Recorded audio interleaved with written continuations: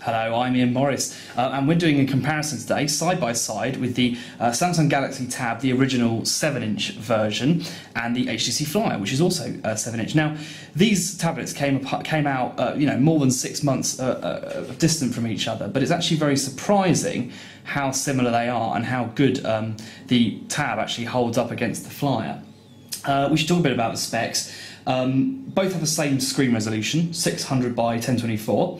The Flyer is more powerful. It has a much faster processor. It's got a 1.5 GHz processor with 1 gig of RAM, whereas the Tab only has a 1 GHz CPU with 512 meg. Now, the Samsung definitely has a GPU, but HTC is quite cagey about its processors and what they include on them, so we aren't sure if that has a GPU, but we suspect not. So, but performance-wise, they're actually incredibly similar. Obviously, HTC has this Sense interface, whereas Samsung has its Touch Wiz. Now, we've put Android 2.3 on the Galaxy Tab. It ships with a much earlier version, and Samsung is only now just getting ready to roll 2.3 Gingerbread out to the people who own the Tab, SIM-free, getting it first, with providers getting it a bit later on.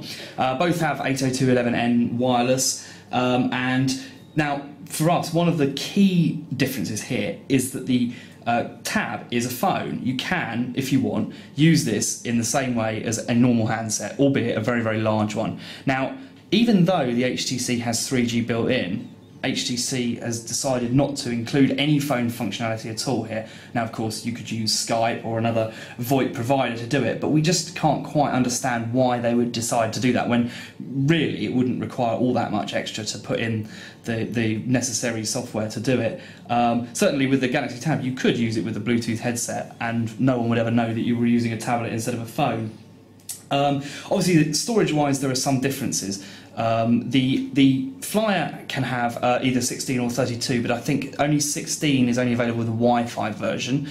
So 32 gig, quite generous. The Galaxy Tab is 16 gig, but again, both have the option to take an SD card to increase that capacity. For HTC's credit, the most interesting thing about this tablet is probably the pen. Whether you'd actually end up using it or not, we don't know, but certainly for taking notes in meetings, it can be quite a useful thing.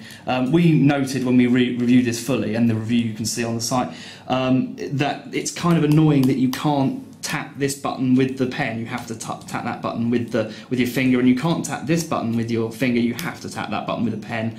So there's a little bit of a flexibility issue, but we can actually see there are certain occasions where this is really quite a useful thing.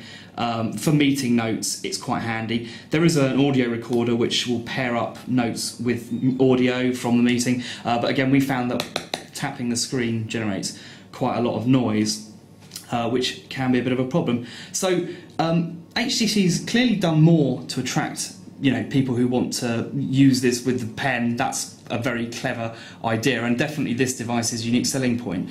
But the Samsung Galaxy Tab is now a lot cheaper and is very nearly every bit as good.